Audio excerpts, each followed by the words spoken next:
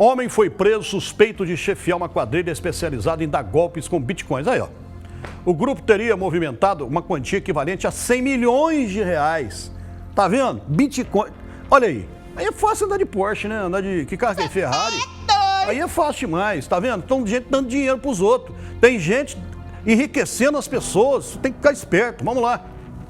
Você já deve ter ouvido falar, mas sabe o que são os bitcoins? O Bitcoin em si é uma criptomoeda, mas existem várias outras. A criptomoeda, de um modo geral, é utilizada para fazer transações comerciais, como o dinheiro tradicional. Só que qual que é a diferença? Elas são descentralizadas, ou seja, não existe um banco central responsável por fazer o controle, o acompanhamento, não tem um governo específico responsável por fazer a política monetária. Primeira criptomoeda criada no mundo, os bitcoins atraem os olhares de muitos investidores interessados em faturar fortunas com o dinheiro digital. Você consegue fazer uma transação comercial com uma pessoa que está do outro lado do mundo, sem a necessidade de fazer uma troca de câmbio, né? Porque se a gente está comprando no exterior, normalmente tem essas trocas de câmbio.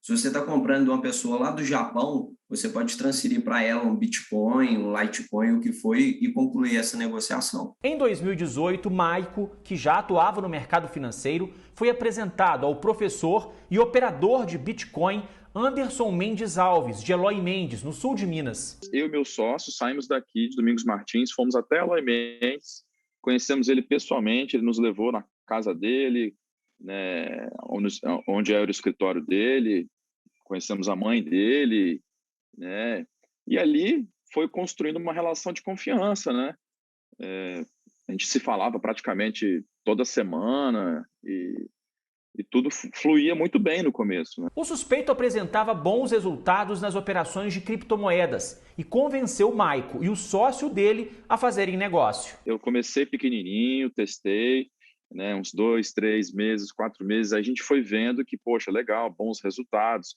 A gente tinha um outro operador e ficava comparando, né? Um cara que aqui perto da gente, comparando os dois, e vimos que o Anderson tinha uma performance muito boa. Aos poucos, o golpista ganhou a confiança do empresário. As famílias se aproximaram e os investimentos aumentaram, envolvendo cada vez mais pessoas. Meu pai colocou, né, meus tios, meus primos, né, a família da minha esposa. Então, assim, os meus familiares mais próximos, todos colocaram dinheiro, né, uma reserva que eles tinham, né. Ao todo, o grupo formado por Maico, amigos e parentes transferiu cerca de 8 milhões de reais para Anderson. Mas quando o lucro parou de ser repassado para os investidores, eles perceberam que estavam sendo enganados. Começou a não repassar, né? A gente combinava, chegava no dia, não, teve um problema aqui, a operação está assim, está assado, estamos agarrados numa operação, temos que esperar. Aquele grupo que ele mantinha no Telegram, aí o pessoal também começou a falar, olha, ele não está me pagando, ele está segurando a minha grana, pô, acabei de mandar para ele X, Y, Z. Então a gente começou a ver com os outros, olha, a história está igual. Maico denunciou o caso à polícia e o Ministério Público foi acionado. Ao longo das investigações, foram identificadas dezenas de vítimas. Estima-se que a quadrilha liderada por Anderson tenha movimentado 30 milhões de reais em dinheiro e 400 bitcoins, equivalentes a 70 milhões de reais. De acordo com a denúncia, Anderson criou plataformas e dava cursos de como investir as criptomoedas. O investigado chegou a repassar parte dos lucros para algumas vítimas, como estratégia para atrair mais interessados. Mas, segundo as investigações, o homem ficou com a maior parte do dinheiro, que investiu em imóveis, joias e carros de luxo. Com o dinheiro recebido, muito pouco ele usou para efetivamente comprar essas moedas virtuais e usou esses recursos, na realidade, para ostentar uma vida luxuosa. Anderson está preso. Ele foi denunciado esta semana por crimes de estelionato e lavagem de dinheiro. Foram 6 investigados.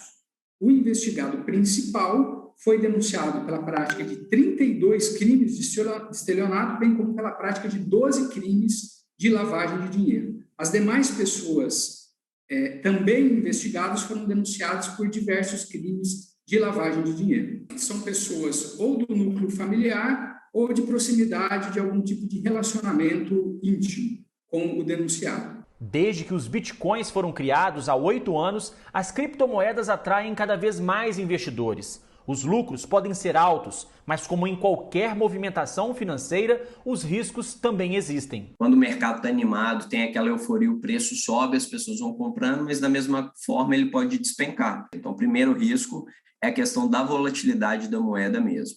O segundo é a questão do golpe financeiro. A valorização da criptomoeda depende da oferta e da procura. Um único Bitcoin hoje vale em torno de R$250 mil.